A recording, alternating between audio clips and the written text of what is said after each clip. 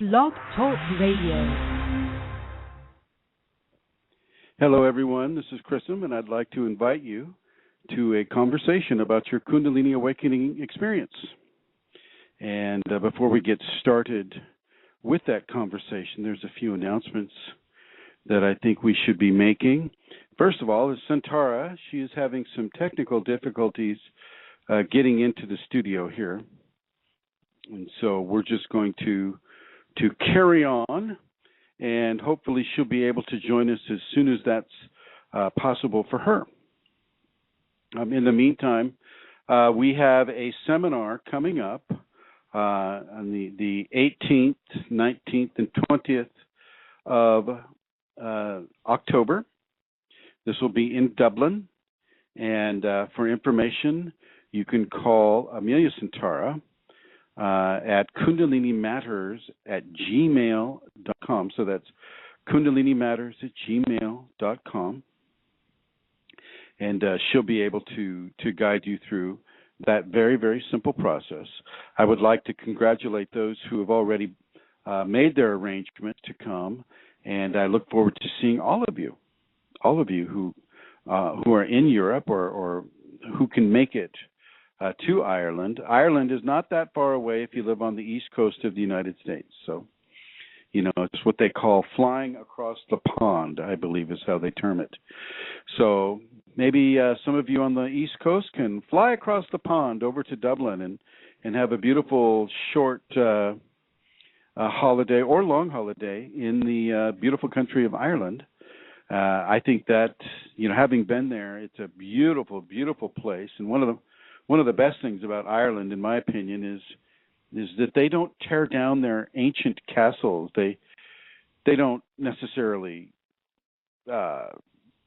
rebuild them, but you get a lot of the ancient, well, not ancient, but you get some castles over there that are 1,000 years old or more, and so those are always fun to visit. So I would strongly recommend that people come over to Ireland, certainly for the Kundalini Awakening seminar, but also for the many other options for enjoyment that Ireland holds for people. We'll be having the seminar right near an extremely ancient Irish. It's a complex of scenarios that. Not only is it a burial chamber, but it also holds other secrets that aren't being released. I've been into a lot of these burial chambers, in different parts of Europe and in Ireland, and they are very, very psychically intact spaces. So a person can go into these mounds and actually contact some of the intention for which they were placed. Let's see. Let's go ahead and begin. You can call in any time at the show here. It's a United States area code, so you would dial 1 and then 347-934-0026. So if you have any question about your Kundalini awakening experience, any question at all, if I can help you, I will most certainly help you, and I encourage you to call in at 347-934-0026. So there we have it. It looks like we have a few people on board, so I would like to say hello to Julie, Celestial Rubies, and guest 2152, guest 2227, and guest 2242. Hello, everyone. And I know you're listening as well, Amelia, so hello to you, and hopefully you can join us here in the studio. Today's topic of the Kundalini Awakening experience is going to be it's going to cover more than one area. And one of the first areas that we really need to cover is the area of surrender. It sounds easy. Oh, I surrender to the Kundalini. Oh, I surrender to the Kundalini teacher and my Kundalini. Oh, I surrender. And it's just not that easy to do because it goes into areas of life that our ego will tenaciously hold on to. and I mean tenaciously hold on to it. I walk a fine line when it comes to being the kind of Kundalini teacher that I am. I am not a Kundalini yoga teacher. For Kundalini yoga, I will recommend Sukhmander Singh Khalsa out of the area of Monterey, California. And Sukhmander Singh Khalsa, you can just Google his name and his contact info will come up. And I will suggest that he is the only one that I will recommend for Kundalini yoga. Sukhmander Singh Khalsa has a strong lineage. He is he's had Kundalini for quite some time, and he has a very positive and direct approach within the Kundalini yoga system of Kundalini awakening. So for those of you who are interested in Kundalini yoga, I will suggest that you Google Sukhmander Singh Khalsa, and that is spelled Sukmander, and Singh is Singh, and then Khalsa is Kalsa, Khalsa. So for Kundalini yoga, check out Sukhmander Singh Khalsa, or as we call him, SSK. And when you contact him, he can direct you into the appropriate areas where he does his teaching. Oh, looks like Centaura's on. I'm going to bring Centaura on here. Hello, Centaura. Hi, Chrism. Apologies to you. I will. Yeah. I will let you go with your announcements. Go ahead. Okay, if I may just catch my breath. Right. Oh, goodness me. Okay. Well, maybe I could begin with the seminar. To let you all know that there is a Kundalini Awakening seminar happening in Dublin. It is for all of Europe. It's not just for people in Ireland, because really we are part of Europe. And to fly to Ireland is a very short trip from almost anywhere really in Europe. And there's an airline, Ryanair, that are extremely good value. So the fact that it's in Dublin and you're living in Europe, that's, to me, I want to encourage you to come because it's a very short trip. The seminar itself is going to be located not in Dublin, but in County Meath, which is only 30 minutes from Dublin Airport, and it's in the Boyne Valley. And the Boyne Valley, has a lot of amazing monuments there, Newgrange being one of them. And the venue for the seminar is in that area. And apparently on our first night, let me tell you, it's on the 18th, 19th, and 20th of October. And on our first night, there's going to be an eclipse, a lunar eclipse. So I think that's somehow very fitting, indeed. So we begin on the Friday night at 7 p.m., and we run right through until Sunday at 4 p.m. when we finish. So there's going to be transport arranged from people who are arriving into Dublin. So if you want to get in contact with me about any aspect of the seminar, please do. And my number is, I'll give you my phone number as well. If you're ringing outside Ireland, it's 00353 86 029 7676. And you can also contact me by email, and that's kundalinimatters@gmail.com. So I would really encourage those of you who are living in Europe to try and make it if you can, because Chrism doesn't come here that often. So this is a wonderful opportunity to meet with him, to meet with a Kundalini awakened teacher. I know that for me, it has made a huge difference. It was a few years ago when I decided to go to my first gathering with Chrism, and it was, it made a huge difference to my awakening. It changed my life in so many ways and brought such grace to my process. And I know that most people, actually everybody who comes to a seminar feels this way. To meet with other Kundalini people as well, it's not something that happens every day. So that's another aspect of it. sometimes it can be isolating to be a Kundalini awakened person, and it's just wonderful to meet others that are going through the same process. So really, if you're listening to this, or if you have any urge from your Kundalini, if you're being communicated to perhaps consider this, I would say to you, really consider it. Get in contact with me. Any questions at all that you might have on any issues, be it transport, cost, where it is, the times, the dates again, please just send me an email to, again, I'll give you that email address. It's kundalinimatters@gmail.com. And it would be wonderful to meet you there. It's only, I think, 3 weeks away now, Chrism, almost. Can you give them your phone number again? I can. It's 00353 86 7676. So that's about it for the seminar. I'd like to say a little bit as well about donations, if I may, and give that place on the web, on the internet that you can go to.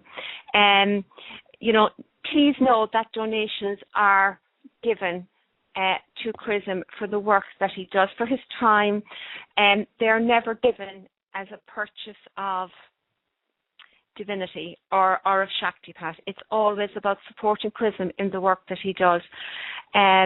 So please, if you're in a position to do that, or you feel you would like to do that, I'm going to give you the address now. It's www.ascension-kundalini.blogspot.com, and there's a donate button up at the top right-hand corner of that page. And I'll give it to you again, www.ascension-kundalini.blogspot.com. Thank you, Amelia. Oh, okay. So looks like we lost Amelia right at the end of her announcements. Well, we'll hope that she's able to make it back. About the donations, when it comes to divinity or Shaktipat, which is the introduction of divinity into a person, there is no money that can even be initiated into any of those processes. It is not appropriate. And the Kundalini itself is very clear to me about that. And so, no, I will never, ever take money for a Shaktipat or any kind of divine communication or experience that a person is having through their contact with me. The only thing that I'm allowed to take donations for really are the teachings and the time, travel expenses, things of that nature. But as far as Shaktipat goes, no, those are always free. And they are based upon an individual's practice of the safety protocols that you can reach at www.kundaliniawakeningsystems1.com. You'll see the safeties in the left-hand menu, about the fourth or fifth one down. You'll see the safeties, and just press on that, and then feel free to copy that, to make hard copies of the safeties. The Shaktipat will always be predicated upon the safeties unless the Kundalini is using, it's a different scenario, such as in healing or some other aspect of the Kundalini awakening experience that the Kundalini intends to bring to an individual. Okay, that being said, the other thing is don't. I've had this happen lately, so I have to mention it, and I apologize for wasting your time with it. Don't give me a donation and then want to have the Shaktipat, and then for whatever reason change your mind and then ask for the donation back because you're not taking the Shaktipat for whatever reason. I mean so really resist doing that type of thing. I would appreciate it. With regards to this conversation that we're going to have today, I want you to really start looking at the idea of surrender in your life. Not surrendering to an enemy or surrendering to somebody who is dominating you in some egocentric way. I'm talking about surrendering the control that your ego has over your Kundalini awakening process. And, you know, we're not talking about just one slender aspect of your life. We're talking about a major aspect of your life and an aspect of living and life that permeates all areas of living and life. And so really have a look at surrender. And if you're a mucho macho individual, look to see how you're handling surrender, even the concept of surrender in your life. Look to see how that works for you, whether or not that you can, you know, you can honestly come into that type of a scenario. Look at that and honestly gauge how you feel about surrender. Now, it's one thing to surrender to an omnipotent force, which is what the Kundalini is. It's omnipotent, and yet it doesn't speak to you in a language that you'll always understand, because it always wants you to learn, surrender, transform.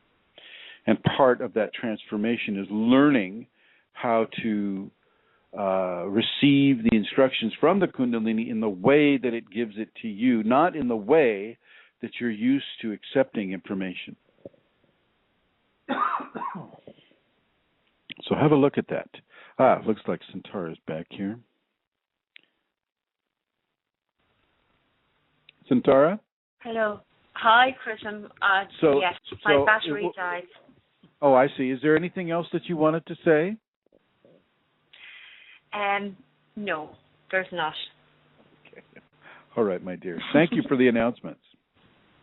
Okay.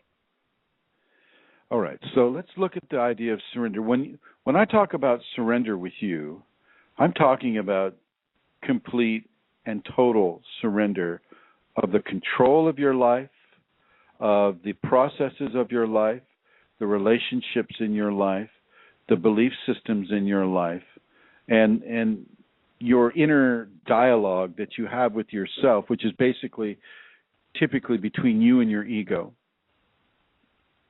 The inner dialogue needs to become one of surrendering to the Kundalini, or surrendering to the teacher that your Kundalini has guided you to. Now, I understand that because I'm putting on this show, one could interpret that anybody listening to the show has been guided by their Kundalini to accept me as their teacher, and that's just not the case. That is not the case, and I have no expectations of anybody out there being a student or becoming a student of mine simply because they're listening to this show. What I am supportive of is a person who has the Kundalini or is seeking the Kundalini and is in enough communication with the Kundalini that they can begin to follow the guidance that the Kundalini brings. Now, if indeed that Kundalini within you has guided you to be here, then I'm going to strongly suggest that you accept it as that being the fact of the matter. So I really want you to accept that as being the fact of the matter. The Kundalini wants you to have this information. Now, if it keeps bringing you to a specific teacher, then I'm going to suggest that you begin to look seriously about becoming a student of that teacher. I don't teach. Well, let me back up a little bit. There is some similarity between many of the teachers out there that are teaching Kundalini. They all recognize it as an energy. They all recognize it. Well, not all of them, but some of them recognize it as an energy with a consciousness. Some of the teachers, if they're martial arts oriented, the Kundalini gets turned into a weapon or as a way to dominate an enemy, things of that nature. That has a typically low level of ascension within it, because it's being used as a way of domination. Domination being an action of the ego, an action of the ego being not in harmony with the actions of the Kundalini. So you need to look at that. You can come into Kundalini through severe prayer, religion, through severe accident or physical trauma, Shaktipat, which is transference of Kundalini from one person to another. Even just reading material on the Kundalini can begin to activate an individual who is actually being called to partake of that information. So when you're dealing with Kundalini and the idea of surrender, you want to understand that there is no such thing as an accident anymore in your life. You do not get to have that luxury. It's really luxurious to say, oh my gosh, I was making a lane change. I don't know if my blinker was on. And, we had this. It was an accident, officer. Really, it was an accident. Well, with Kundalini, you don't get to say that. The Kundalini officer is the Kundalini itself, and the Kundalini is basically guiding you to hear this information that there are no longer any real accidents in your life. Now, there are chaos does exist, and, Kundalini can pull from chaos whatever it wants. But for you, there's always going to be a level of teaching and transformation from your Kundalini to you 24/7, 24 hours a day, 7 days a week. This is not a subtle energy. It is sometimes, but typically when the Kundalini comes into a person, it shakes them to the very foundation of their soul. And that shaking and that shock and awe, so to speak, as the Kriyas come or the entities come or whatever phenomena associated with the Kundalini comes to a person, that will get your attention. And once your attention is given, then you have an opportunity to really begin to surrender. Once you get past the fear, the fear of the shock and awe, that it's like, oh my gosh, I can see people's thoughts, I can hear people's inner dialogue, I can do all these different things, and yet, what is it that's really happening to me? Well, you can know that you're having the Kundalini. If you have at least 3 or more of the typical Kundalini symptoms, dreaming of snakes or having visions or pain at the base of the tailbone or in the pelvic region, pulsating of energy up the spine. The list just goes on and on and on and on. If you start looking at that, you go, okay, I have this, I have that, and I have this. You can start to add the Kundalini arithmetic up and determine where you are within an activation of the Kundalini. Then I would strongly suggest you begin to surrender yourself to it. Kundalini is the hand of God upon you. It is the hand of the divine upon you. It is the hand of Buddha, of Christ, of Allah, of Zoroaster, of Zeus, Hera, Kuan Yin, everybody that's been a divine personage among the human beings of this planet can occupy, doesn't necessarily always occupy, but can occupy a place within the Kundalini awakening experience of an individual. Okay, so when you come into that understanding, you come into the understanding that Kundalini is the touch of grace, of divine grace upon the person.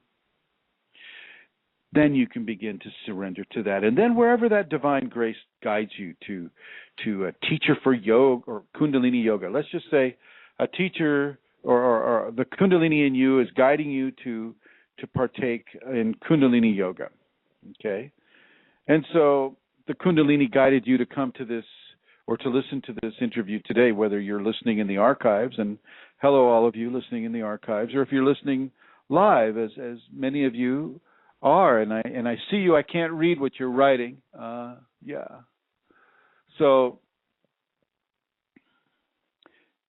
then, as the Kundalini guides you to say to Kundalini yoga, then of course I would suggest you go see Sukhmander Singh Khalsa. and his organization down there in Monterey. But he also does televised things where he shows you, they're very short televised sequences that are lasting 5 to 10 minutes that you can do as you watch them on your computer. You can do these at home as well, and I think they'd be very conducive to your Kundalini awakening experience. So as you surrender to the point, you get past the shock and awe, you finally determine that, oh my gosh, this all fits the Kundalini, all my symptoms fit the Kundalini, and we're talking at least 3 or more symptoms. Then you can begin your surrendering process. And the surrendering process basically means that you're listening to your Kundalini before you listen to your ego. So you get up in the morning. Your typical routine is that you go to your little corner cafe and you have a hot drink and you have a bagel. Let's just say you're a bagel person, and you have a bagel. I've been accused of being a bagel person myself, so I just want you to know. I speak from experience, authentic experience. So the scenario is, Kundalini comes to you and says, no more bagels for you. You can't have any more bagels until I tell you otherwise. And that could be for years. You won't be able to have a bagel for years. And you obey that. You obey that inner teaching. Even to the point where you say, I obey, to that Kundalini, to that force of Kundalini within you, or to your Kundalini teacher, or whoever it is that the Kundalini is guiding you towards. The reason why I counsel people to say I obey is because it has a signature in our society of forced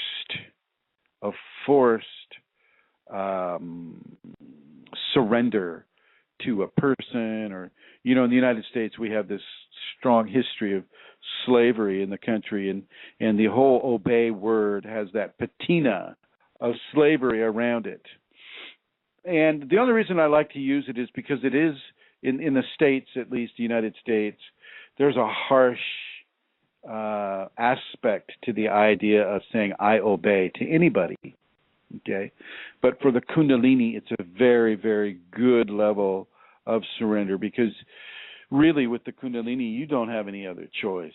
You might think you do. For those of you who are early in your process and your ego is going, what about me? What about me? What about me? The ego is really dancing around with waving the arms going, what about me? Notice me. Notice me. Let me take control of your life. Well, that won't happen very much anymore. And there will be a contact or a conflict between the Kundalini and your ego. And as you begin to observe and feel the dynamics of this conflict, you'll pretty much get the handle of it. The ego is going to want to have a control or a say in everything that you do, and the Kundalini won't necessarily want you to pay attention to the ego in that regard. And so when I say surrender, you're surrendering your ego and the likes and dislikes of the ego to the Kundalini energy itself. And if you have a Kundalini awakened teacher, then you will surrender similarly to that teacher. And this whole physical teacher, this brings up a whole can of worms, okay? Or shall we say a can of fizzy snakes. Anyway, the scenario with a physical teacher is we're taught in the West, the Western democracies and pseudo-democracies, that you never give in, you never surrender, you never give control over yourself to another living human being. And a lot of belief systems echo that quality, and it's because people have been abused so often by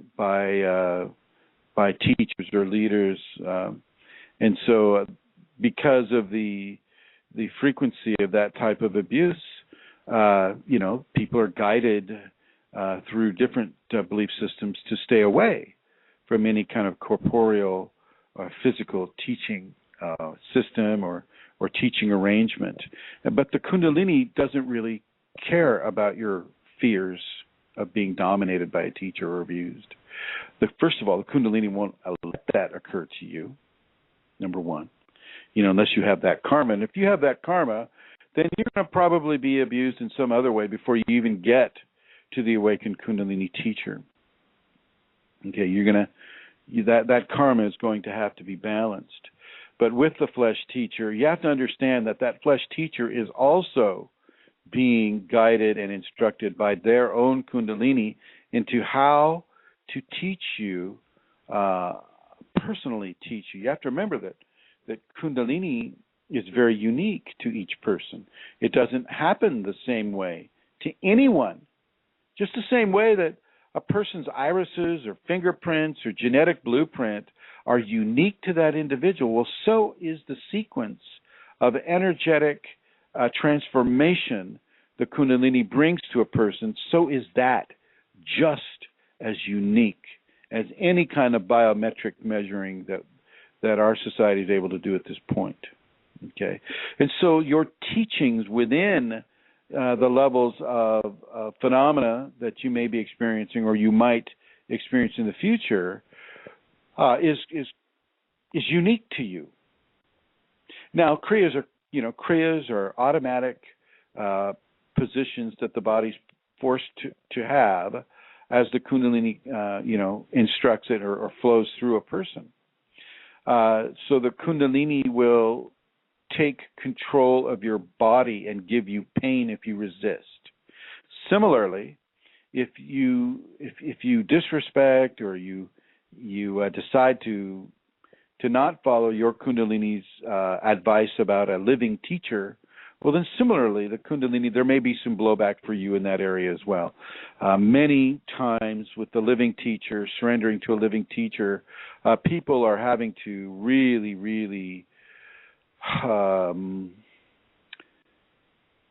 cancel out the admonitions of society, everything that your parents told you not to do. Well, sometimes Kundalini will tell you to do that. Not to the detriment of your soul or to the detriment of anybody else around you or to the detriment of your own personal process, mainly to the glorification of the transformation that this process has for you. And that means getting rid of ego-based fears and concerns. Think about that. Ego-based fears and concerns, of which giving control of your life to a physical Kundalini awakened teacher would give your ego pause for concern. And it should. And it should, because that ego looking at that teacher is going, wait a minute, what? Where do I fit in with that? And they don't fit in so well.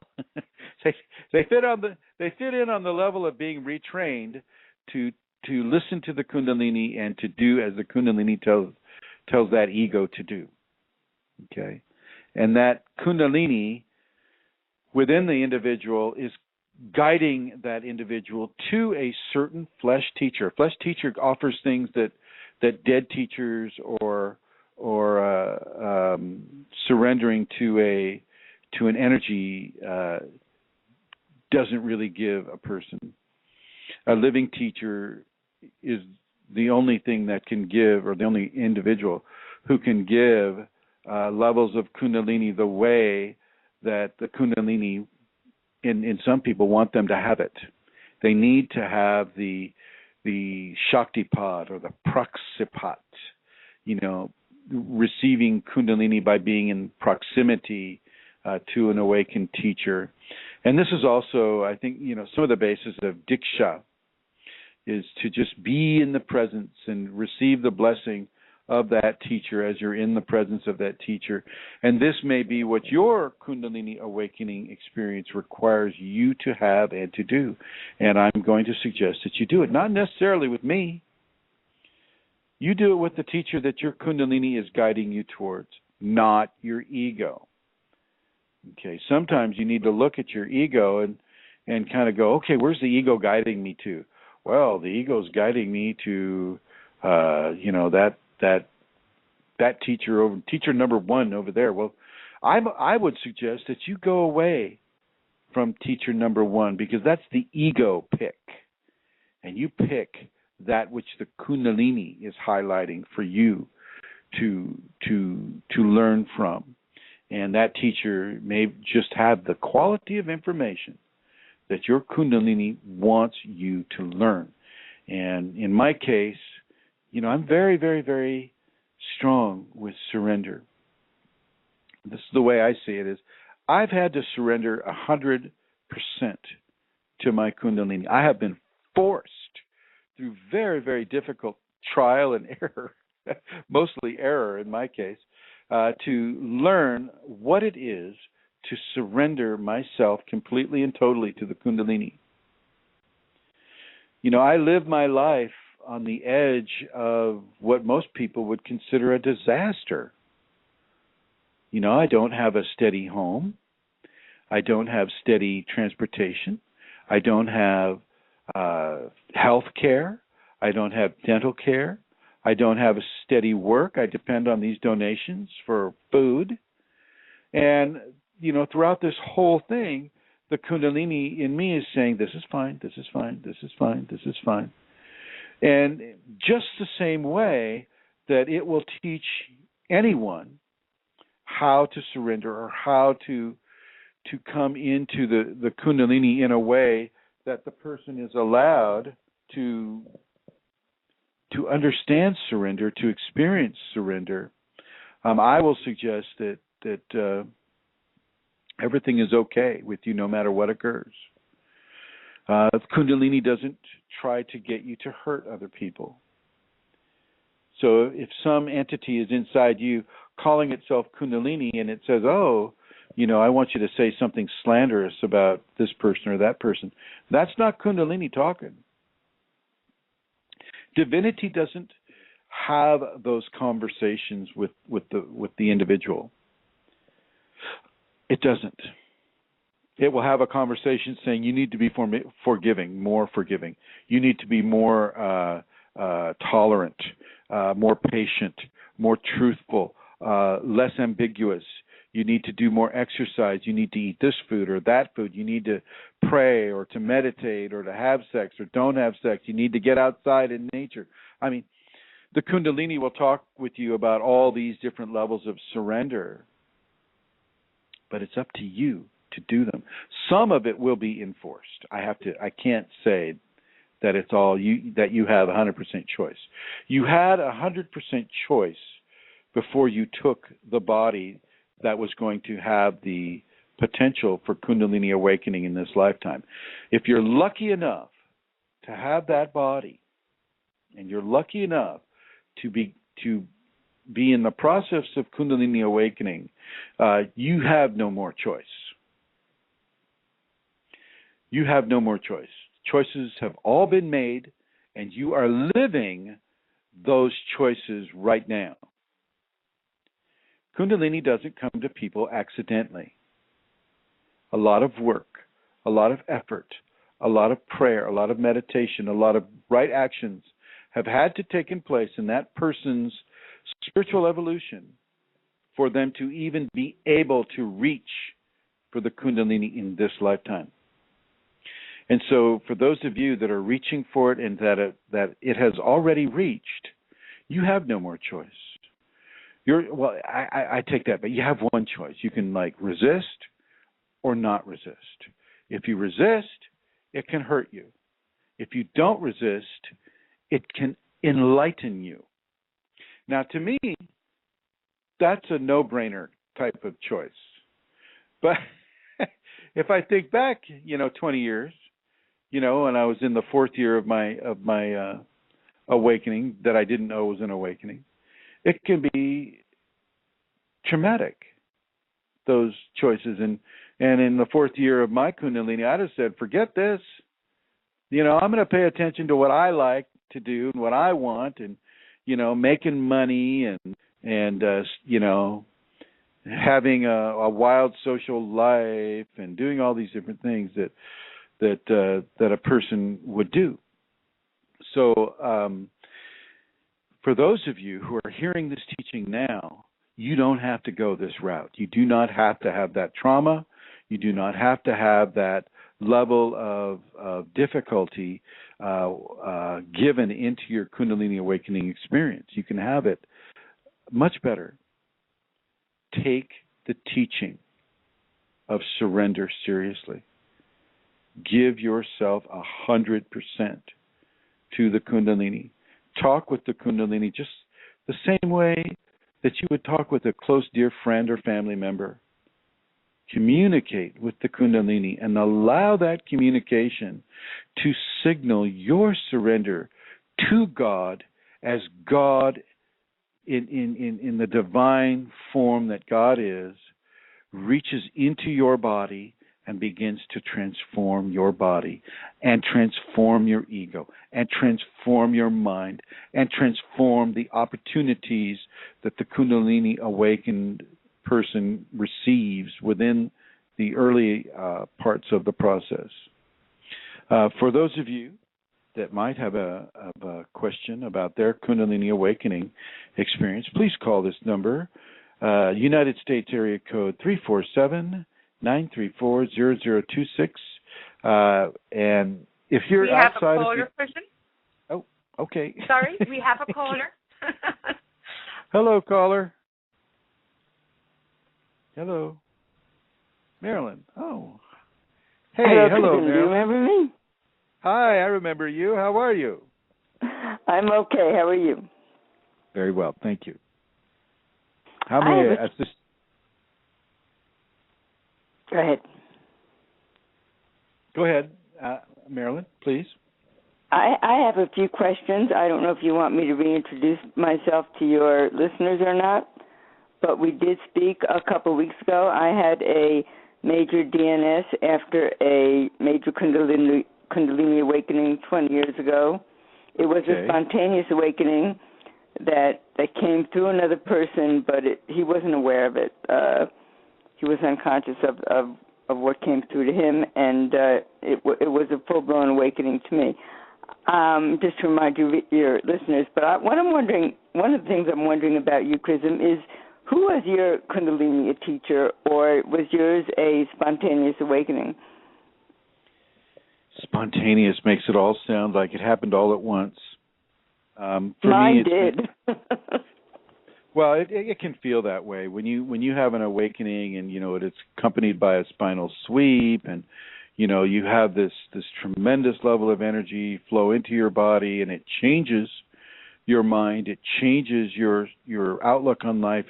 It does a lot of major changes all at once within the person, and they think that it's full blown. Well, it isn't. It's just starting. It only feels full blown because the person has never had that type of thing occur to them before. And absolutely, I agree. Right. And so Kundalini is never full blown while you still have a body. Exactly, I agree with that. Okay. I understand. The body is constantly transforming due to the effect of Kundalini upon it. And so, with regards to that, my Kundalini is still transforming me. But did you have a teacher that gave you shock? I tell you, I wanted a teacher. In my early awakening, I was looking for a teacher. I needed a teacher, and I knew I needed a teacher. And the Kundalini just wouldn't let me find one. It wouldn't even let me find books on it for the first few years. I had no idea what to do except resist. So I kept resisting. So I know of what I speak when I talk of resistance. I'm very clear about what it is to resist. Now, but for me, the transformation is continuous. It's just what happens during the transformation is a person becomes acclimated to a phase of the transformation that occurs, and then the Kundalini gently or abruptly moves them into the next phase. So let's just say the first phase would be Kriyas. So you go through the Kriyas, and this can last anywhere from a week to 5 years, depending on the individual. Okay, and then there are qualities of Kriyas. There are automatic positioning Kriyas, and then there are electrical Kriyas. And the two different sets of Kriyas are absolutely different to a degree that I find hard to describe, except one Kriya will put you in odd-looking positions of yoga, whether or not you've studied yoga. And the other form of Kriya, the electrical Kriya, will just throw you across the room. You'll literally be airborne out of your chair, flying across the room, and hopefully there's not a wall too close to you. Maybe you should arrange to have some cushions. I've had both of these types of Kriyas, and I know people that are having both of those types of Kriyas at this point too. And that level of surrender is choiceless, really. You don't really get to not surrender to the electrical Kriya or the positioning Kriyas. So yeah,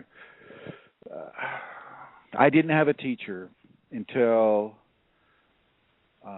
2005, and then I didn't really have a teacher because the man was a martial artist. His name was Glenn Morris. Nice guy, really nice guy. I got along well with him. He spent some time at my family's place on the coast out here in Northern California. I went to a couple of his seminars. I helped him organize one. He could only take me as far as his martial arts training could take him. And I automatically knew that because I wasn't a martial artist, I did not have those types of parameters enforced on me by a school of martial arts or a system of martial arts, but he did. And so he could only give me as much as he was able to give me with regards to his experiences. And he was also a real profit-oriented individual. I mean, he would charge $600 for a Shaktipat. And, you know, when I sat back to him, I ended up giving him a Shaktipat. So, no, I didn't receive Shaktipat from anyone except the Kundalini. But, you know, my awakening, I don't go into it too much because there's a lot of difficulties that people typically don't have to go through unless they're really focusing on resisting, which is, of course, what I was doing early on. And so you don't hear me explain too much about that because of that, because it just gives people the wrong example. So no, not much in the way of teaching until I read Gopi Krishna's account, and then I knew exactly what was occurring with me. And then I surrendered to it because I saw that Gopi Krishna, he was doing the same thing I was doing, resisting every step of the way. And as you read his book, The Evolutionary Energy in Man by Gopi Krishna, that's his autobiography, you can see that because of his resistance, the Kundalini was about ready to kill him. And if it wasn't for his wife dipping small pieces of bread in milk, he would have died because of his resistance. Because he was already on his death's bed when she was dipping that milk or dipping the bread in milk. Yes, I'm familiar with his story. Yeah. I had it's very interesting, but I had a similar awakening in a sense that it was the Kundalini itself that was my teacher, somewhat through intuition, somewhat through a divination tool of the I Ching. But to me, I found it's a difference between a yin force and a yang force. A yang force might tend to resist. I had no resistance. Mine was a choiceless surrender. And I didn't have any of the painful things that you endured, I don't think, but I did have pain. It seemed very purposeful pain rather than just resistance, because I didn't have any resistance. For some reason, I knew this is what I had to do. This was what I was. It was a choiceless surrender. There was no question, and that's interesting. But I think it's different between a strong yang force and a strong and a yin force that in terms of the reaction to the Kundalini. Well, do you find that if you're a man, that you're going to respond in a yang force, and if you're a woman, you'll respond in a yin type of way. I mean, the genders do carry with them a doctrine of signature, and so of course, with me being a male, and being given the option or lack of options with regard to surrender, then of course, like Gopi Krishna, I will just resist and resist and resist until, one, I can figure it out, or two, somebody explains it to me, or three, it kills me. So I was quite into resistance as a natural response that I have been, trained to respond in that way by the society. Whereas you, Marilyn, you may have just taken the same thing, but taken it, within the expression of the feminine. So. Yes, and the feminine, I don't always equate feminine to yin and masculine to yang, because sometimes we switch bodies, and there'll be a yin force in a male body and a yang force in a female body. We go back and forth to learn. I've learned. You're saying we switch bodies? In reincarnation, yes, we don't always reincarnate if we're a yang force or a yin force, we don't always reincarnate in the same body. We do switch bodies to learn different things. You mean the same gender? Experiencing different sexes.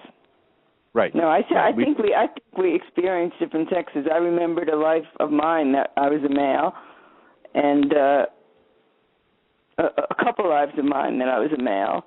So no, I don't think we always stay in the same gender. No, I think we have one true gender. I don't think we stay in that gender all the time. What's your opinion? No, I agree. We're not always incarnating as a man or as a woman, and I'm not. For some folks, they can incarnate as an animal or an insect, depending upon their belief system. But that's not necessary either, unless, of course, you belong to a belief system that makes it so. As far as responding within the polarities of gender demographic or gender dynamics, I think that would depend on the person's ego, and that would depend on what the Kundalini in the person is incurring within that person. So, if the Kundalini wants you to respond in a yang sort of way, well, then it'll give you a reason to respond in a yang sort of way, and the same thing with a yin sort of way.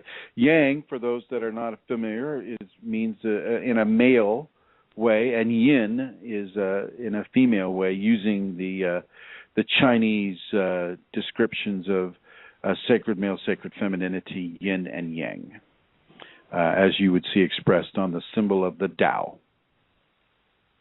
Right. So no.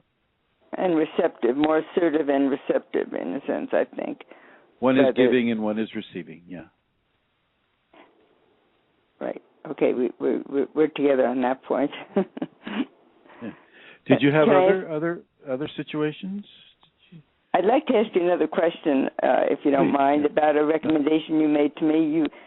You do know I'm in the DNS and going through a lot of emotional depression. You recommended I try a mystical tea, ayahuasca. Ayahuasca? Ayahuasca. Yeah, did you try that?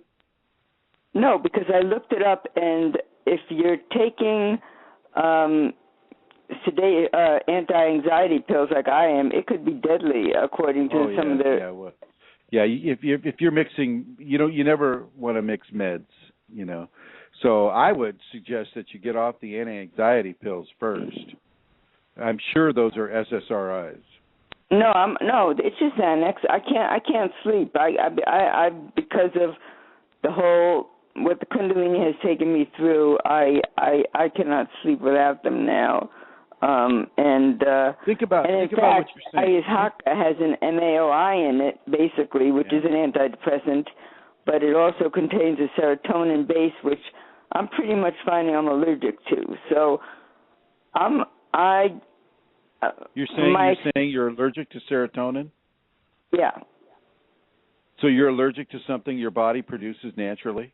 No, not serotonin, to the serotonin enhancers in the antidepressants. I'm not allergic to serotonin. I'd say you're probably allergic to the antidepressant rather than the constituents of the body that the antidepressant is using to manipulate a certain reaction from you.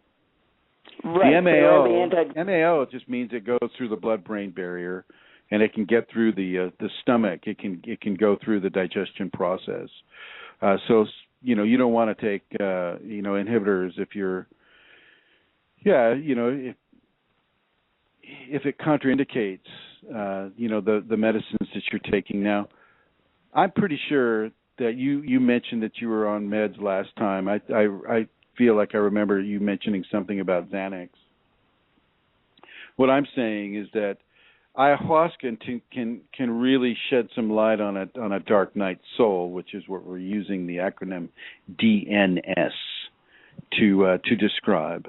They're very, very, very, very positive results in South America. I know one hospital that uses it exclusively to fight addictions, from heroin to cigarettes to alcohol to whatever the addiction is. So the ayahuasca is very positive for that. It's a Schedule D drug in the United States, so you can't get it in the United States. You have to travel. Or order it right online. No. You don't even do that. You don't. If you're going to take it right. Do it with people who know how to use it, that have a track record of using it effectively and safely with people. Don't just order it online and then go to Arrowwood Vault and figure out a recipe to do it with. It's different. It's not a recreational thing. It's something that is very therapeutic, and it can really help a person inside of a DNS. I will not subtract the advice that I gave to you. I stand with that advice, but I also stand with the aspect that you go in there pure. You're not addicted to Xanax. You're not addicted to anything else. You do not need anything other than what the Kundalini has to tell you. Now, I understand that when you're having a hard time sleeping and issues of that nature, that it can really put a level of difficulty on your life that you're not used to or happy with. And so you'd be more than happy to take whatever drug the MD pushes at you to say, oh, here, this will make you sleep. But maybe it doesn't help you on a Kundalini level. Maybe that's what's helping you stay in a DNS, dark night soul. So look at what it is that you're doing and why you're doing it. And if you can see that taking the Xanax is something that your Kundalini wants you to do, well, that's one thing. Then you do it, of course. There's no way around that.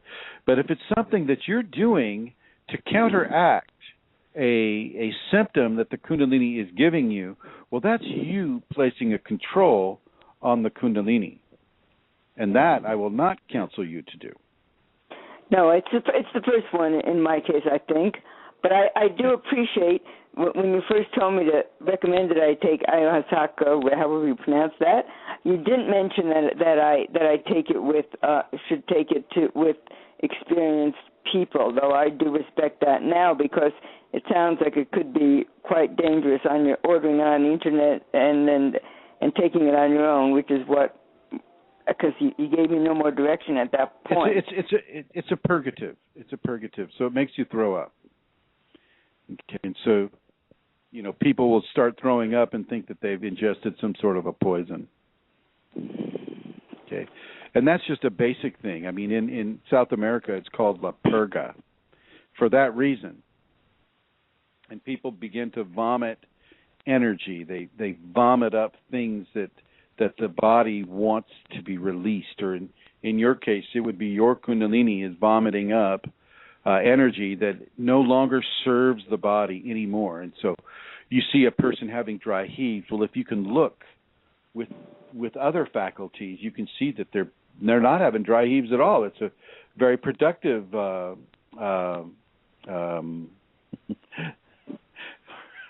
what do I say? It's a very productive purging. It's just that you're seeing a lot of negative energy coming out of that individual into that bucket. They give you a bucket, for that reason. So yeah. You never, ever try to take a shortcut by just ordering something online, and unless you have direct experience with it already, definitely seek out those shamans. In this case, like I have a shaman. It's a friend of mine in Peru, in Jucalpa, Peru, and his name's Ishmael. And Ishmael, his father is one of the most well-known ayahuasqueros in the region. And yeah, it's a very safe ceremony, and I have taken students of mine there, and they've had very positive experiences with that. And so I have no problem. Were you recommending that I go to Peru? You didn't mention that. Well, I mean, in relationship with the DNS, it looks to me like before you go to Peru, there needs to be some equilibrium given between you and your Kundalini with regards to the Xanax. Well, the Xanax is the least of my. I've got complicated health problems. I mentioned chronic fatigue syndrome, but the Kundalini sent me right into these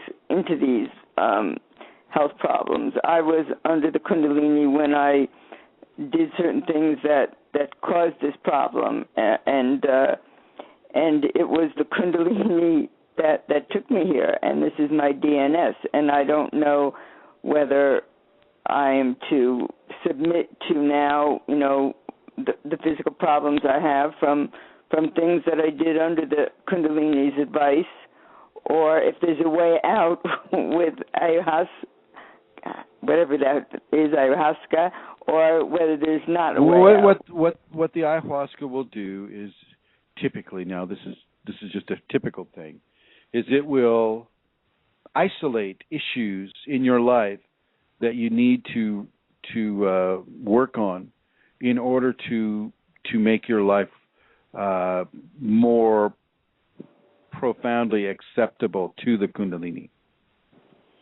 People get their Kundalini awakened sometimes by the ayahuasca. People interact with the ayahuasca, which is also called the vine of life. It will come to them in a very Kundalini-like way, and it will talk with them.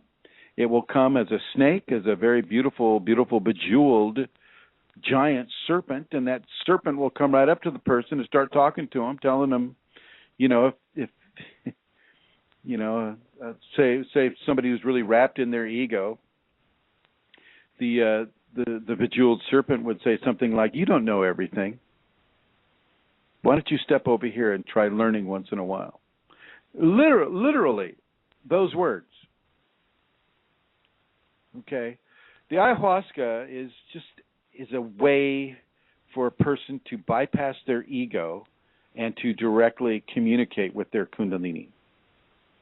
Okay, well, I've already done that, I think, and I'm suffering the consequences of where my Kundalini has led me. I'm going to suggest, Marilyn, that you're suffering the consequences of your ego resistance to where the Kundalini has led you. The Kundalini does not make mistakes, period. No, it has. I'm not saying this is a mistake. I think suffering teaches people compassion. I think compassion maybe is something that I need to learn more of, and I'm not sure that this is not where my Kundalini wants me, rather than trying to get from you a way out of the DNS. Typically the way out of the DNS is to stop resisting it. Embrace it. Yeah. That's being it. sick. That'll do it. I mean, you want to stay as healthy as you can. You want to stay hydrated and take care of the nutritional requirements that the Kundalini will give you. I like the fact that you're trusting your Kundalini from the get-go, which is very good. I'm questioning a little bit, Marilyn, just a little bit questioning about how you respond to what your Kundalini leads you to, and what what the ramifications are within your process of your responses and what your discernment of the appropriate responses are based in. How do you discern what the Kundalini has told you, number one, and number two, what the Kundalini is wanting you to do? How are you discerning that? Well, what started this, and I was very much in the clutches of the Kundalini, of an active Kundalini, and I got cancer, and I was undergoing chemotherapy, and at that time I was a fan of Andrew Weil, who was saying, stop the chemotherapy, don't do it anymore, and I was quite convinced that that's what I should do. So I was almost just about done, and I was ready to stop it. I had maybe 2 more to go, and the Kundalini was giving me messages through the I Ching and through my intuition, and I Ching is a divination tool, and it said, by no means follow your prescribed course, and it was I felt it was telling me to go ahead and complete the chemotherapy. As it turned out, I had a flu the last chemotherapy. My doctor was out of town, and the substitute doctor gave it to me anyway. And having had all this Kundalini energy in me, nervous energy in me, it could not take, and the flu and some other infections I had going, it could not take the chemotherapy, and I got very sick as a result, and I'm still dealing with that illness, but I felt that the Kundalini was saying, go ahead with it. And I had 2 young children, so there was a reason not to argue with it at that point. Right. But now, that was my using the I Ching as a divination source. The I Ching can be extremely accurate, but it is not. It will never come right out and say, don't do this or do that. It always makes you interpret it. Picked up the possible. Yeah, they come up with actually 6 conflicting responses, and it was the Kundalini in me that honed in on one of them.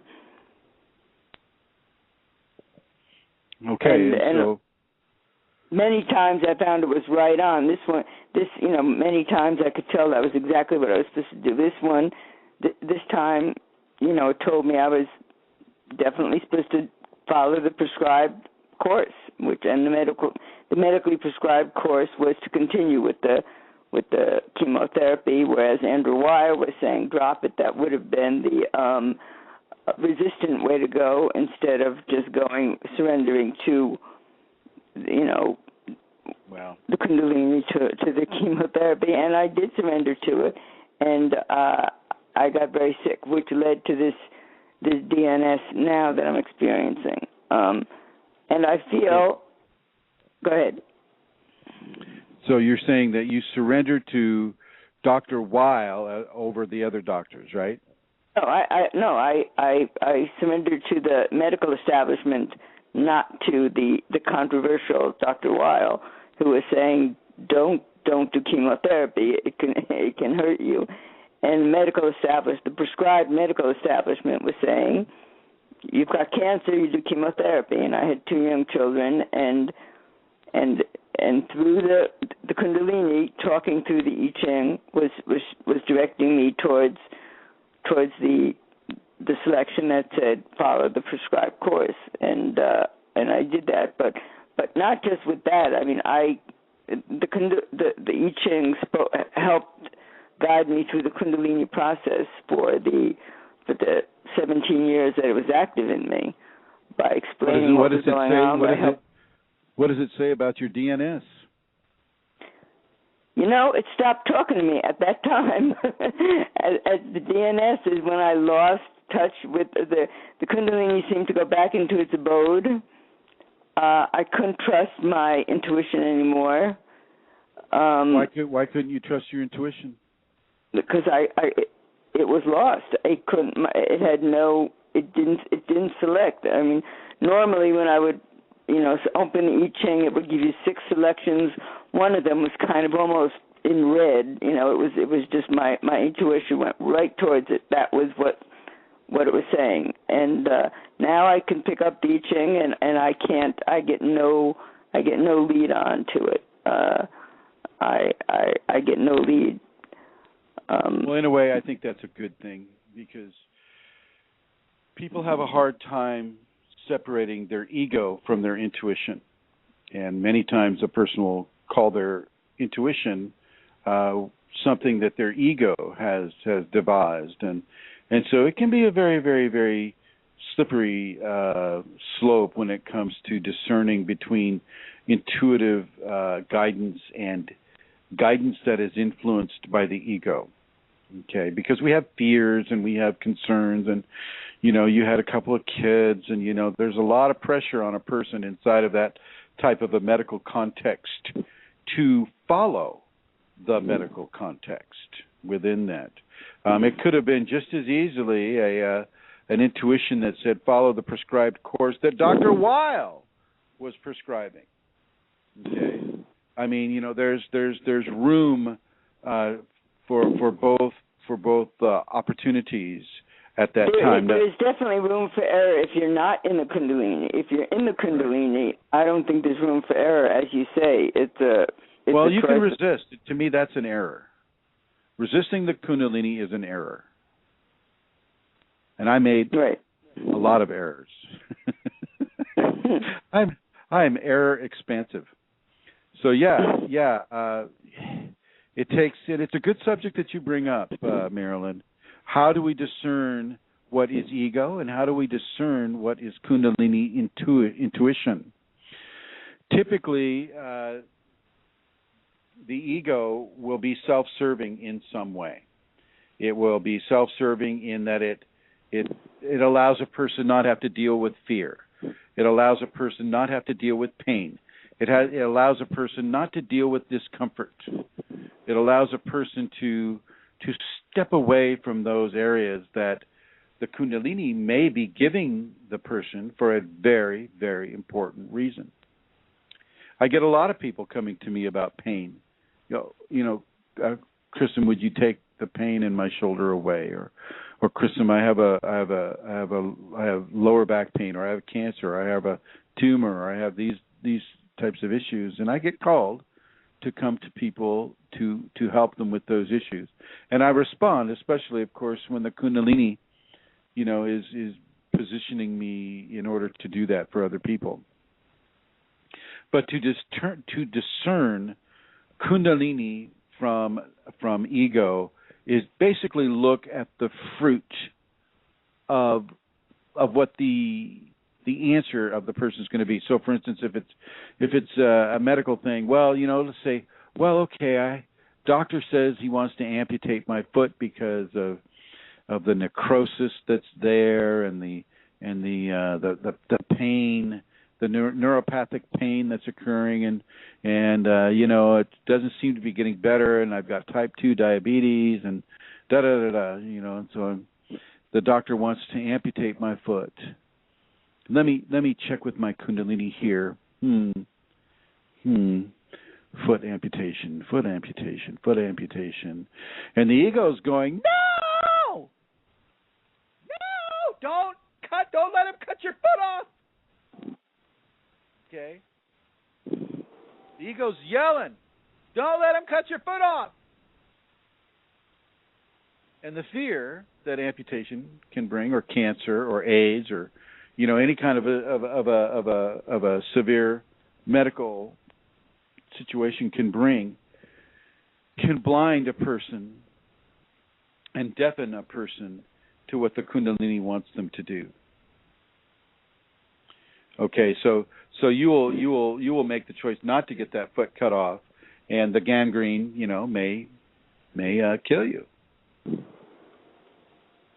Okay, so there are very hard choices that people within a medical environment have to deal with regards to Kundalini. Sometimes the Kundalini brings that on as a karmic venue for burning karma that person needs to get out of their system so that they can continue their Kundalini within a balanced format.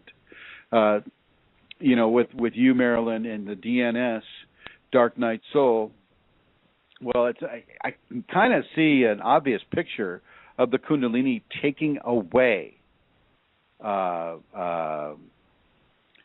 systems of divination.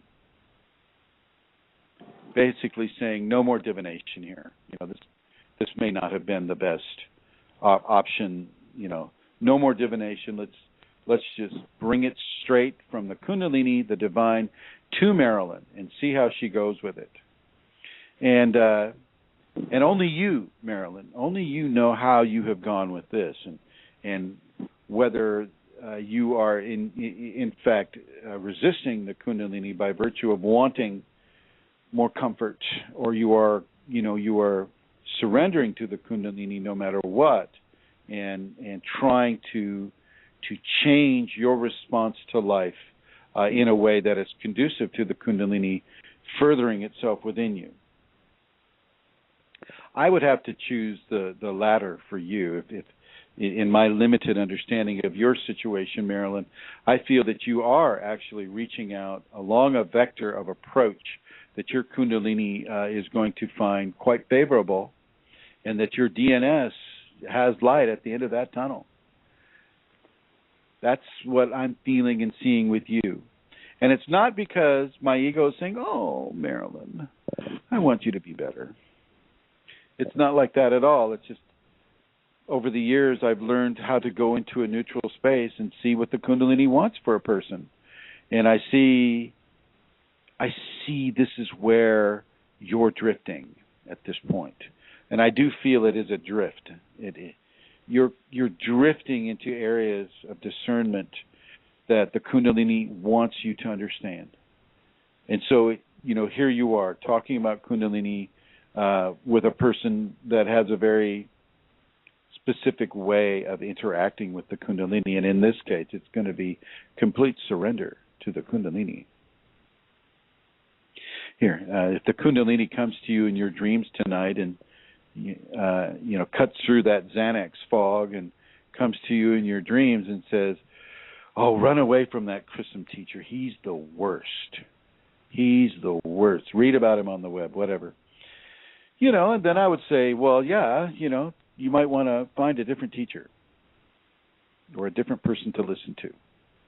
On the other hand, if the Kundalini comes to you and says, you must take the teachings that Chrism has given. He's one of the few people out there on the web that's giving the truth the way the truth needs to be given. And you need to partake of those truths. Well, then I would suggest that you partake of those truths, Marilyn. And don't let your ego talk you out of it. Don't let friends or family or strangers talk you out of it. You pay attention to the Kundalini without tarot cards, without the I Ching, without Madame Blavatsky on the corner there, reading palms. Nothing against reading palms or tarot or I Ching. I have used each of those systems, and they're effective, as is iridology and looking at the tongue and looking at the shape of the ear and, looking at, there are codes within codes of the physical human that are divination tools that I'm not going to go into right now. But without any of those things, the Kundalini obviously does not want you to have help in this way. It wants you to come at this organically, free range.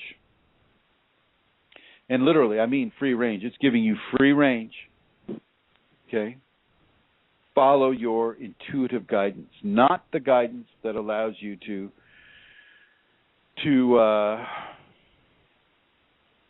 resist. It's not an easy thing. Thank you for that, and I respect what you say, because every just about every video I saw on YouTube was exactly what I was led to believe. I mean, you were right on what I felt from what was taught to me on just about everything. But wow. You're the one who's right on, Marilyn. You right were able now to make that. You made that connection. So it's your Kundalini talking. I'm in a severe depression. I'm in a physical depression, and motivation. I'm trying, but motivation's a problem. Well, let's talk about that a little bit then. Are you familiar with Saint Hildegard? Just a name. I didn't follow any of the readings. Saint Hildegard is a Kundalini awakened nun in southern Germany in the 10th century. She was amazing, just amazing, full-on Kundalini. All the symptoms there. She wrote about them. She painted pictures showing the fire and showing, the way that she was able to interpret this through the Christian teachings. Well, she put together a compendium of healthy eating and living and exercising that is influenced obviously through the Kundalini and the natural world.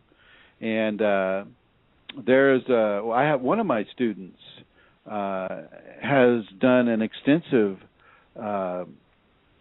study of Saint Hildegard's remedies, and they're all Kundalini. I mean, the Kundalini likes them. And there's a very specific treatment that Saint Hildegard, through her Kundalini, devised for people that are having depression. And some of these things are like spelt beer, which is non-alcoholic, or spelt coffee, which is non-caffeinated. Okay, there are other some of the things based in spelt that she prescribes, but there are other things too. And what I'm going to suggest you do, Marilyn, if you haven't already, I'm going to suggest that you join the Yahoo Kundalini Awakening Systems 1 community. And that student will be posting St. Hildegard's remedies that she has found effective at a future time. And I'll specifically have her post about depression for you, Marilyn. Thank you. I will do that. And these are Kundalini sent preparations for people. Okay. Now, I'd like to add that although it is a physical depression I'm in now, most of the depression was when my connection. I had a very strong Shiva Shakti connection, and I was in ecstasy for a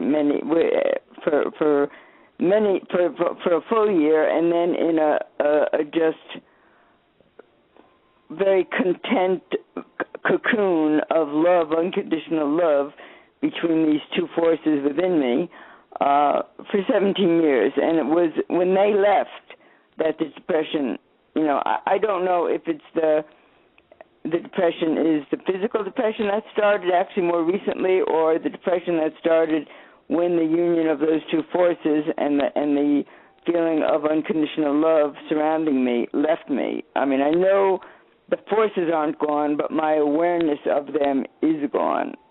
Well, your interpretation of that bliss, I do tell people this, and I'm once again I want to thank you for bringing that up. Is when bliss and ecstasy go away, a person can fall into depression very, very easily, because nothing can compare to bliss and ecstasy in the body. Nothing can compare to that. And so as soon as that sensation is gone, well, the person is going, oh my gosh, what did I do to make Kundalini angry? And they slip into this. It can be the progenitor to a dark night soul.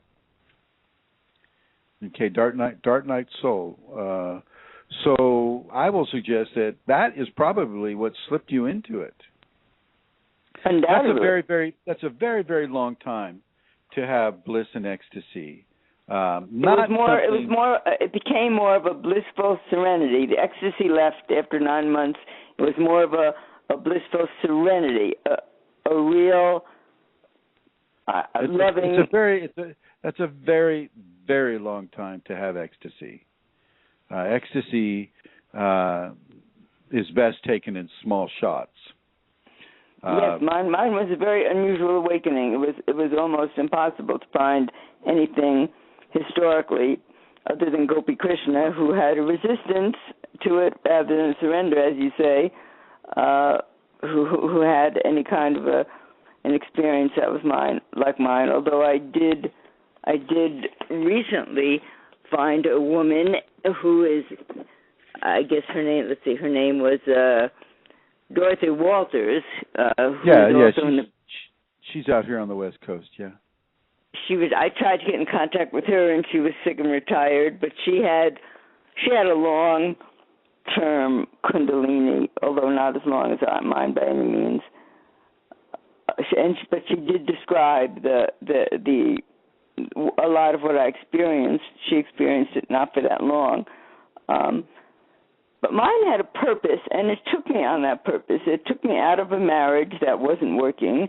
It had me, with my scientific background, research the history of the Kundalini, the history of the evolution of consciousness, and its relation to physics and metaphysics. I had a mission, there was no doubt.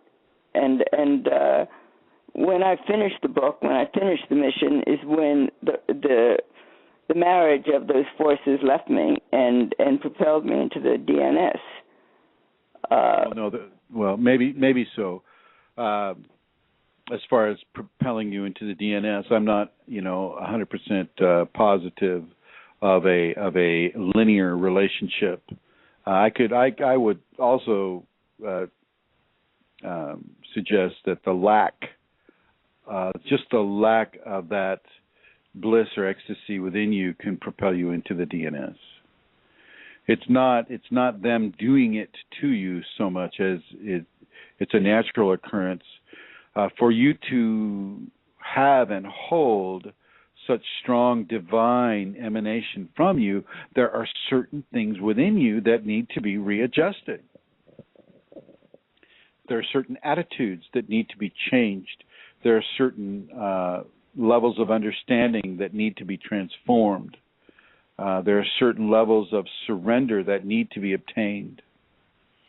And I mean obtained without the assistance of a system of divination. Right.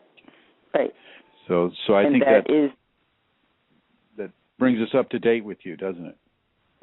That's my DNS, and it's not just this lifetime, because spiritual men recognized before I did in me a light, some kind of a spirituality that I didn't even know about at that point, and it's a continuation from prior lives and going into the next one. I feel this is a purification, and for maybe what's going to come next. And I don't know.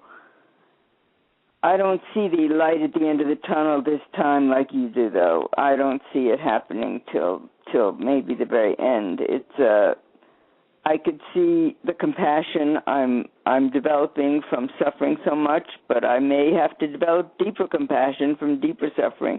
You talk about experiencing, in one of your videos, experiencing the depths of human misery, financially, physically, emotionally, etc., and little by little I seem to be facing those.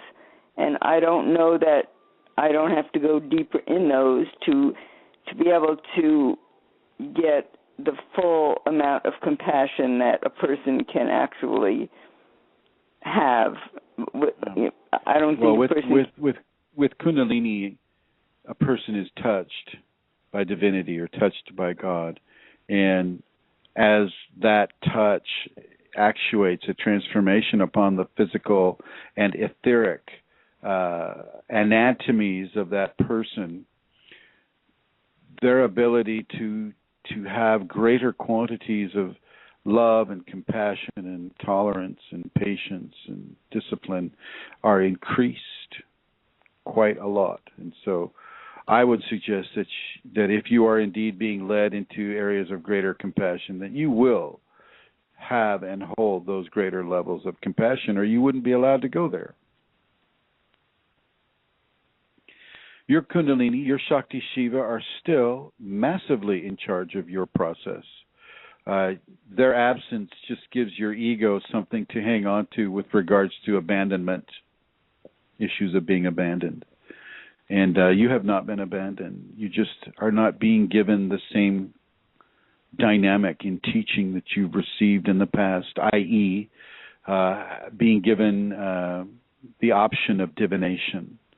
And it sounds to me like you used divination quite a bit during your earlier experiences with the Kundalini. And the fact that this divination has been removed from the equation indicates that more of a personal, less outside to inside approach is to be taken by you, more of an inside approach first, rather than taking information from an outside source and applying it to your inner situation.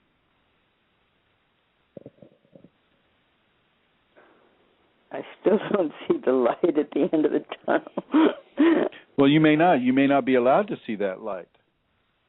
The expectation that you would be allowed to see that light is another thing for you to look at.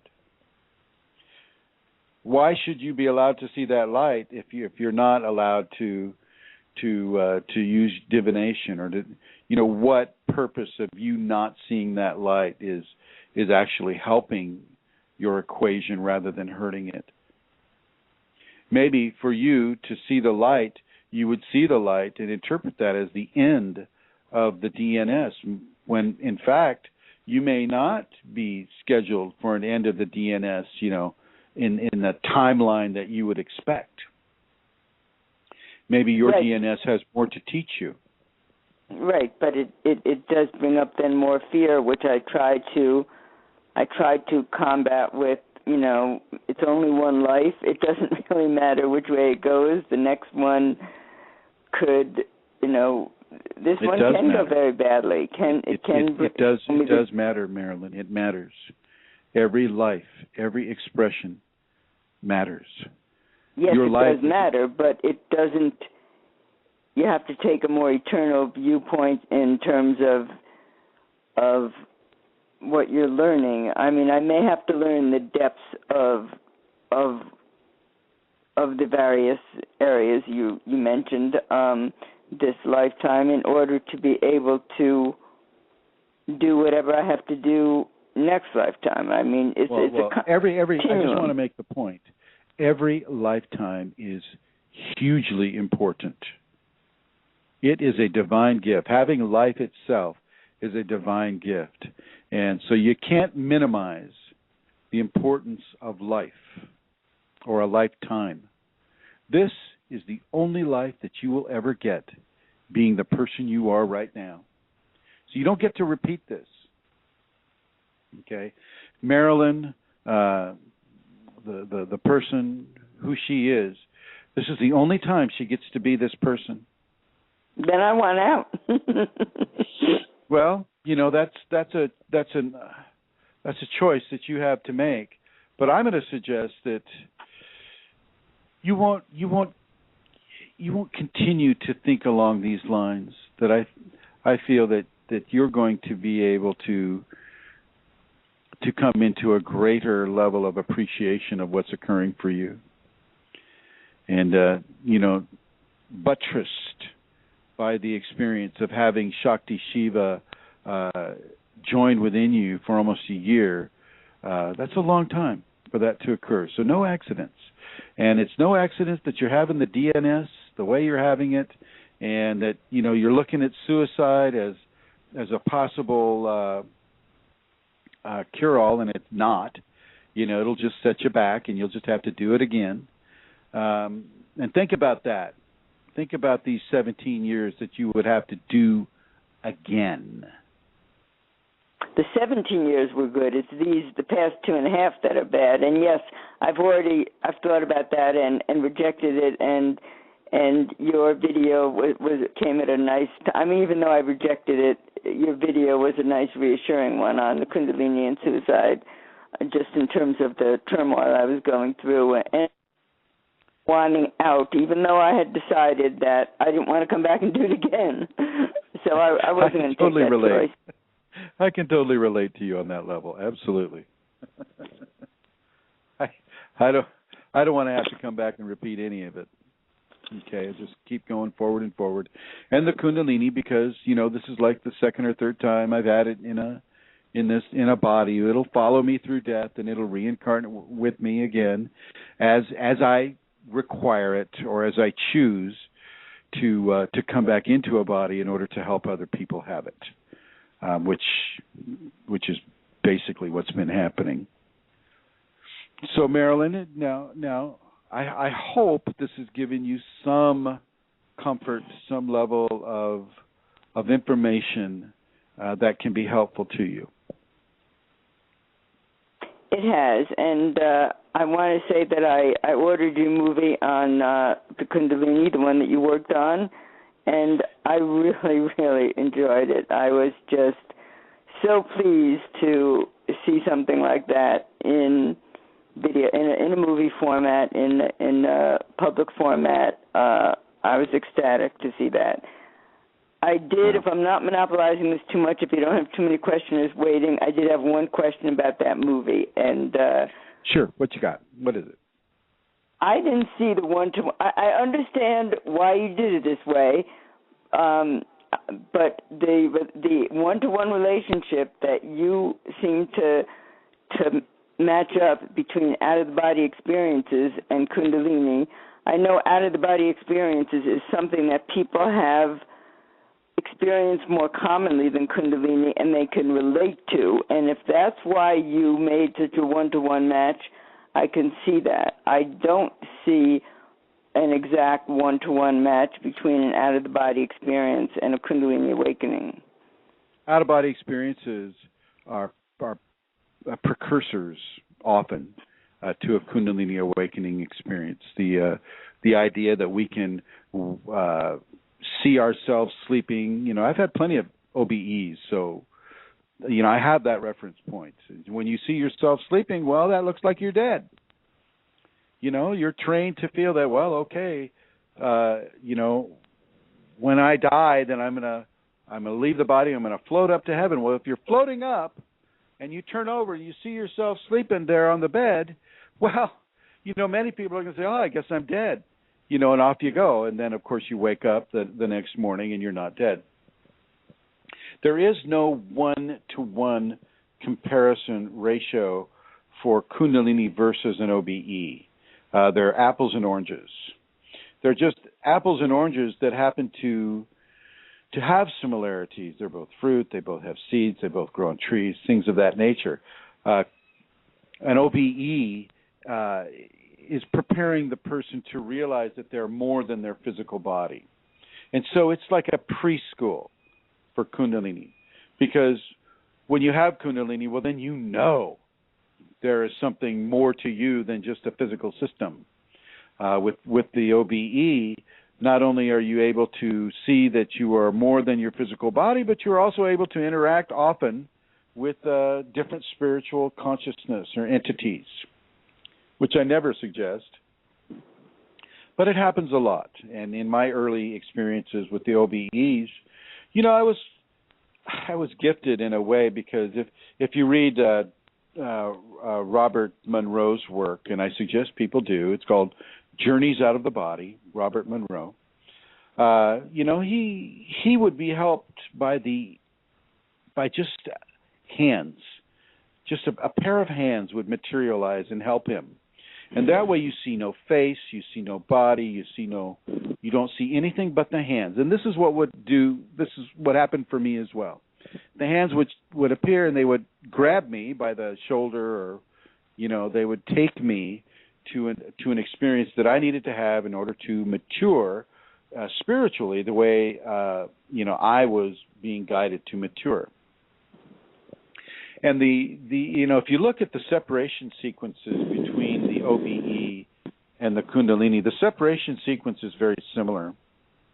Did I hear somebody snoring? Is somebody snoring on this line? Centaur, are you snoring? Oh, no. You're snoring, aren't you? You're snoring. I am not. I am on mute. That's not me. Maybe it's Eileen. Or Rosemary. Or who else is there? The other people listening. Anyway, I'll try to spice it up a little bit here.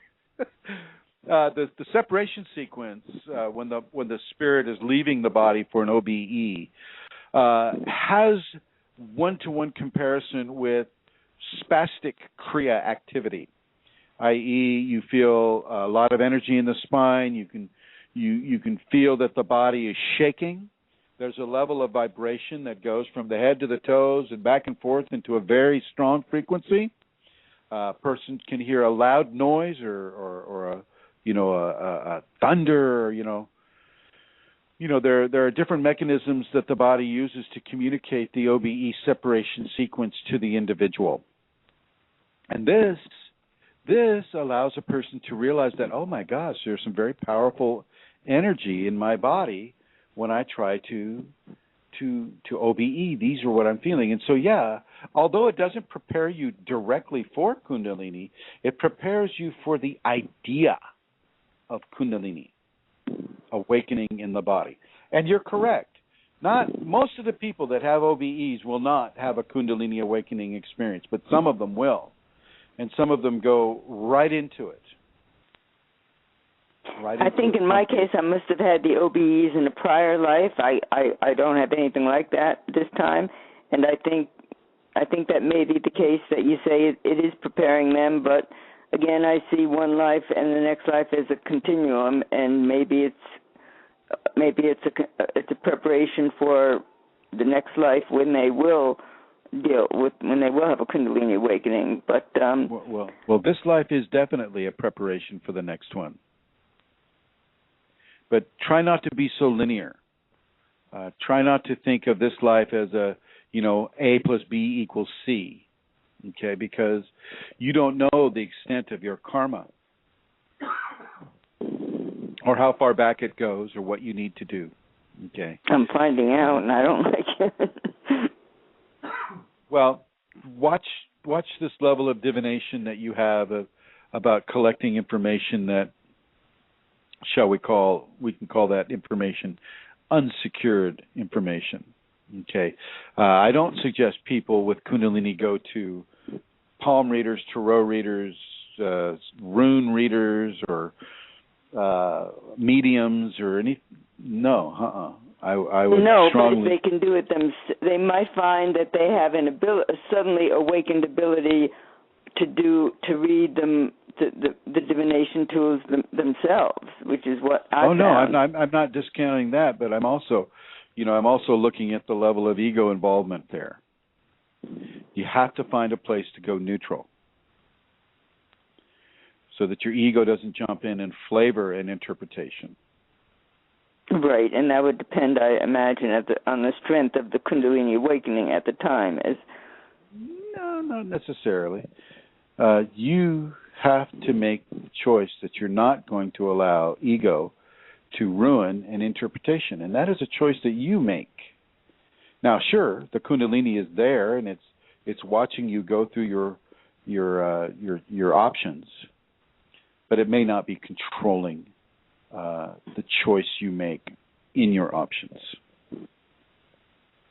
In my situation, I was very aware of getting the ego out and trying to listen for, which is why it was effective to me, because I was able to do that, and I was able to take out my ego and wait for the sign. And I don't use it anymore, but I think I would have gone crazy if I didn't have that as a teaching tool. When I had nobody, and I checked on the internet that time, and there was no internet. There was no Kundalini on the internet in 91. And if I didn't have that as a teaching tool, I would have gone crazy. But well, you've done well then. That, You've done well. and I want to encourage you to do well. But the thing that I'll encourage you to do the most is to surrender completely to the Kundalini, especially during your dark night soul.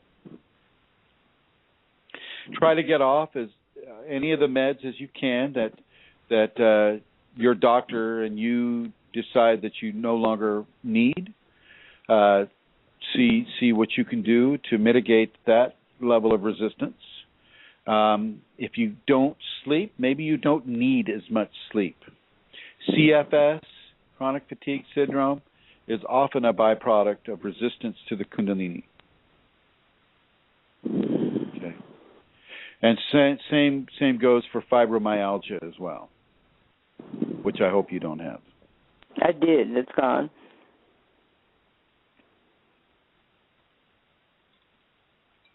Yeah. Well, I mean, do you have other questions that I can help you with? Not today, and I thank you very much. I'm afraid I will have some more questions, but I really do enjoy just talking to someone who has... Your questions help others. Have you met, let me just ask you personally, have you met people in the Western world that have received your level of Kundalini awareness, which no, not yet. Like Glenn Morris had a strong frequency, but it was only so high due to his martial arts programming. He had an assistant named Susan somebody, I forget her last name. She had awakened Kundalini, and she had this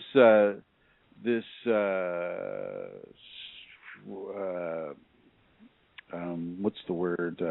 Reputation for burning pineal glands, for frying pineal glands, and so I invited her to fry my pineal gland one time, and it just never worked because I didn't realize at the time that I had a very high frequency of Kundalini, and that it was going to really, really, really put me through the mill, which it did. But no, I haven't met a person that does what I do or that does what is done through me yet. I'm hopeful that there are people out there that are that way, but I have not met them, and I don't see them doing anything on the web that is close to what I'm doing. No, I haven't either, and for me, it's been a very lonely voyage. I've alienated a lot of people by bringing up the subject of Kundalini. But, join the crowd. Thank you for being one. Thank you for being one. And thank you for being one as well, Marilyn. And thank you for calling in with your questions. And I sign off here. I'm sure there's other people that need to monopolize your time. So thank you very much for your time. You're very welcome. And, of course, you weren't monopolizing. But that does leave us with 11 minutes. And I want to thank Marilyn for calling in and talking about her Kundalini awakening experience. And I'm sure some of you can really resonate with some of her symptoms and, this prolonged DNS that she's having. And I do want to, once again, I want to say about St. Hildegard that she has put together preparations that are natural, not a single pharmaceutical in them, that are natural and that can work hand in hand with your Kundalini awakening equation. Seriously, look at St. Hildegard. It's kind of hard to find information on her in the States.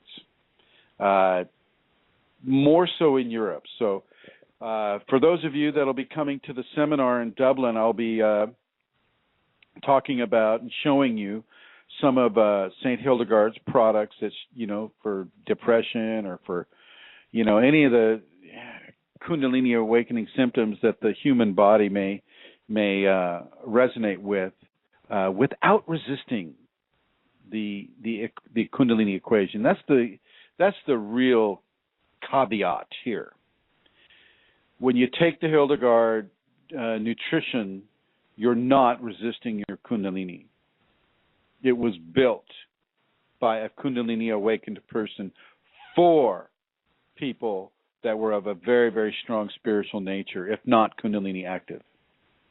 Okay, so you can have positive response to DNS formula by partaking of some of her products, or by going down to Peru or going to Brazil or somewhere where there's a safe society and doing the ayahuasca ceremony. It's a ceremony.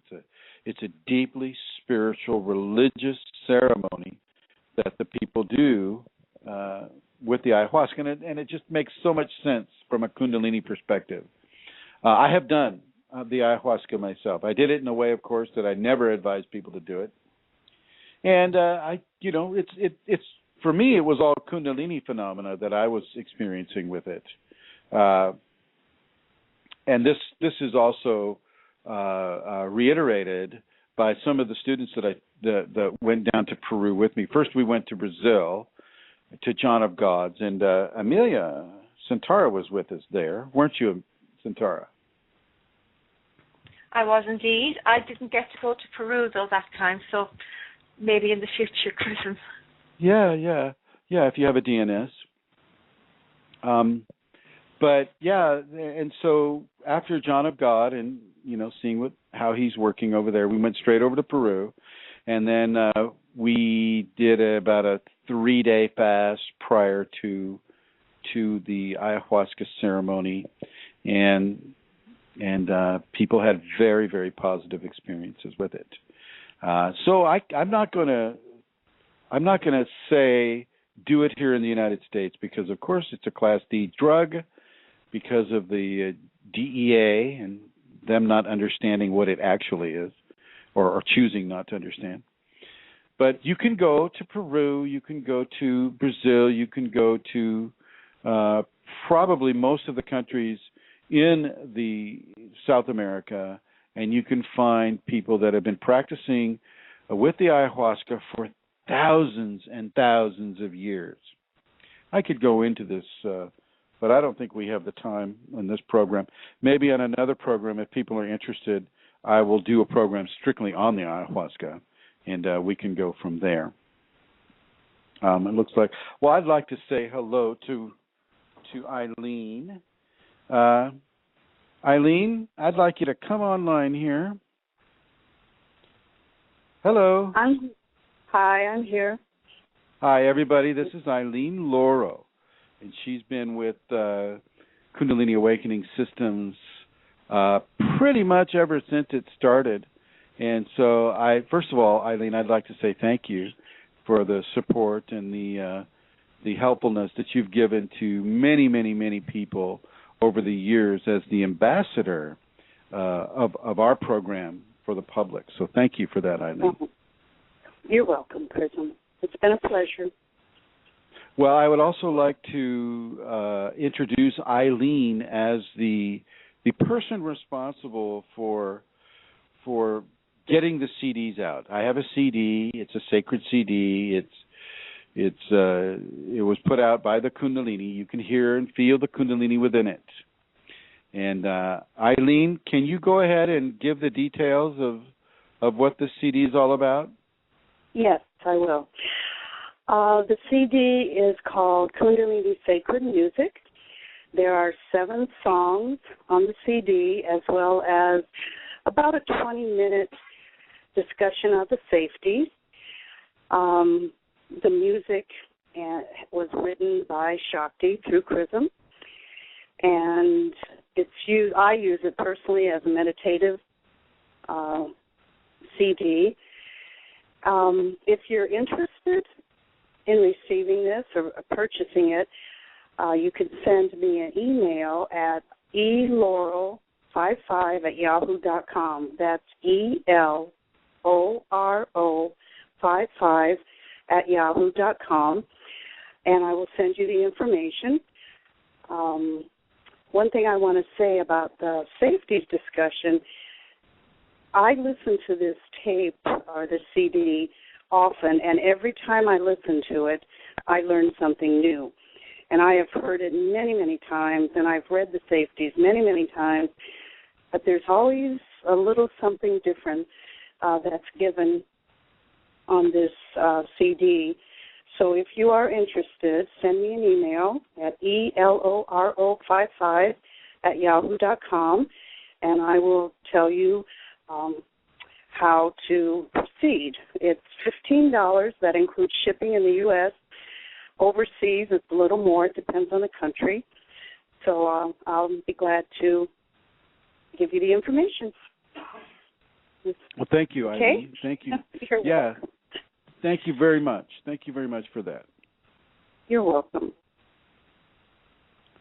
Okay, Santara, do you have anything you'd like to say towards the end of the show here?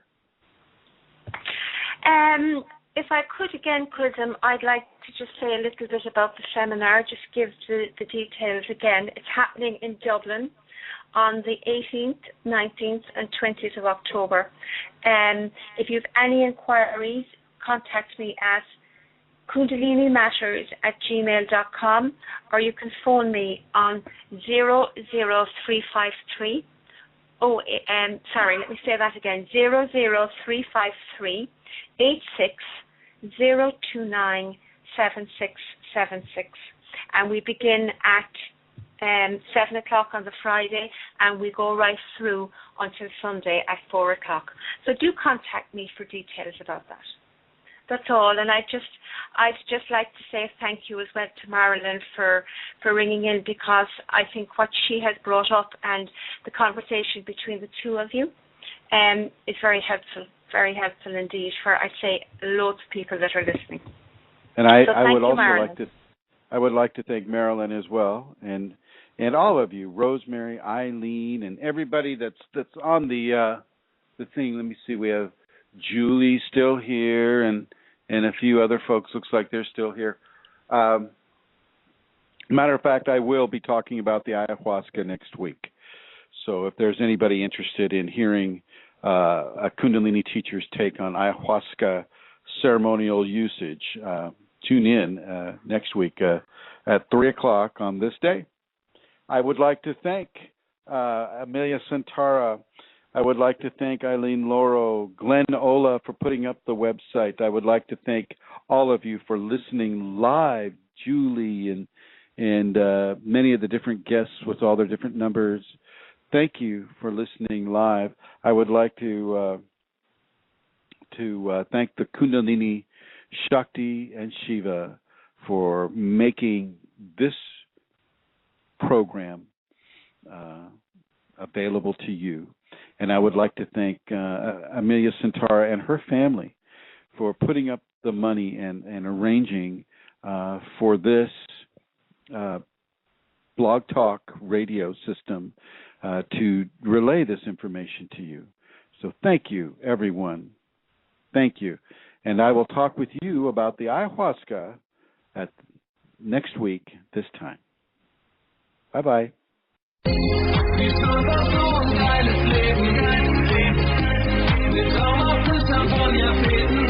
65 Millionen. Heute im Euro-Jackpot. Unglaubliche rund 65 Millionen Euro. Jetzt in deiner Annahmestelle auf westlotto.de oder per App. Euro-Jackpot. Die Chance auf dein Traumleben. Teilnahme ab 18. Gewinnchance rund 1 zu 95 Millionen. Glücksspiel kann süchtig machen. Informationen in Ihrer Westlotto-Annahmestelle.